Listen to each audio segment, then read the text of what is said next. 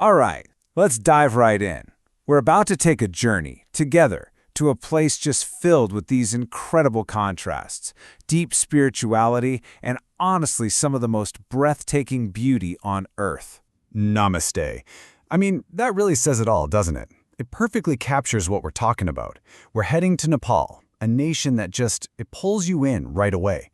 There's this warmth that feels just as ancient and solid as its mountains. So, where do you even begin with a place like Nepal? Well, to really get it, you have to start with two of its most famous features. And what's wild is, they seem like complete opposites. And here it is. This is the heart of what makes Nepal so unique. Think about it. On one hand, you have the birthplace of Lord Buddha, the apostle of peace. And then, in the same country, you have Mount Everest, the tallest mountain on Earth. It's the ultimate test of physical strength, this raw, powerful force of nature. That contrast between total spiritual calm and just extreme physical height, that's the soul of Nepal, right there. And get this, all of this is packed into a pretty small landlocked nation. It's kind of sandwiched between these two massive giants, China and India. And you can bet that its location has had a huge impact on its history and its completely unique character. Now, a unique place like that, well, it's going to have some pretty unique people, right?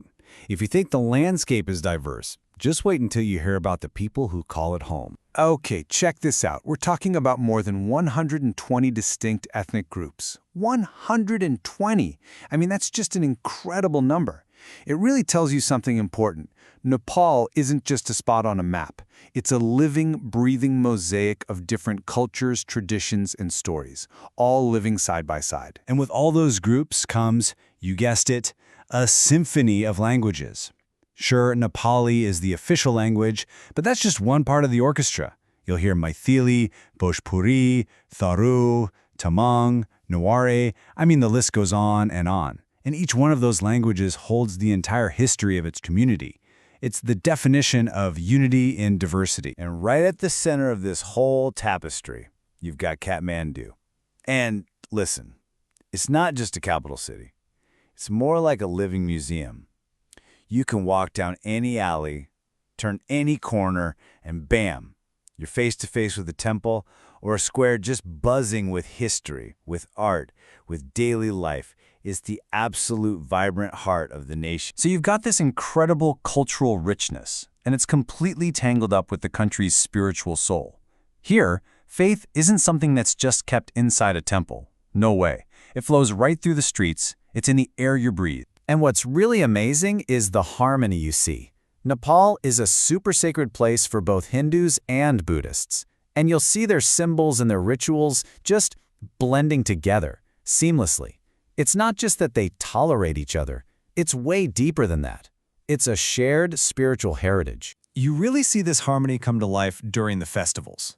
Oh man, the festivals. You've got Dashain, you've got Tihar, which is this beautiful festival of lights, the absolute colorful madness of Holi, and the peaceful Buddha Jayanti. They're all celebrated with so much energy and joy, and they really tie the whole country together. Okay, so we've talked about the spiritual, the serene. Let's totally shift gears now to the spectacular. Because for so many people around the world, when you say Nepal, you're really saying one thing: adventure. The amount of variety here is just mind-blowing. I mean, you could be trekking way up high in the Himalayas, surrounded by these icy giant peaks. And then, in the very same country, you could be down in the lowlands on a jungle safari, trying to spot a tiger in the steamy Terai plains. How wild is that? And of course, we have to talk about the trekking. It's legendary for a reason. You got the big ones like the Everest Base Camp Trek, the absolutely beautiful Annapurna Circuit, the rugged Manaslu Trail.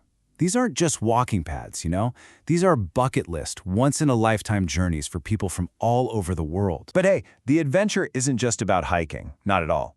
You can actually summit a peak, you can go paragliding with the Himalayas right there behind you, you can go rafting down these wild rivers, or, like we said, go on a jungle safari. It's like this massive playground for thrill seekers, which is why they just keep coming back for more. So, we've got the mountains, we've got the monasteries, but there's something else, something quieter, more personal. that I think really defines the whole experience of being in Nepal, and that's the hospitality. And that welcome? It often starts with the food. You've got amazing dishes like the hearty Dal Bhat that trekkers live on, those famous dumplings called momos that everyone loves, or sel roti, this sweet ring-shaped treat. They're not just food. They're like stories on a plate, passed down for generations. You're literally tasting the culture. And it all comes back to this one simple but incredibly powerful idea. Atiti Devo Bhava. It's a Sanskrit phrase that means the guest is equivalent to God. And I want to be clear, this isn't just some cutesy saying for tourists. It's a real, fundamental philosophy that shapes how people interact. It's why you feel that genuine warmth and respect from everyone you meet. Which brings us to a really interesting point. Nepal kind of makes you rethink what it means to be rich. Sure, in economic terms, it's a developing nation, but it is so incredibly wealthy in other ways.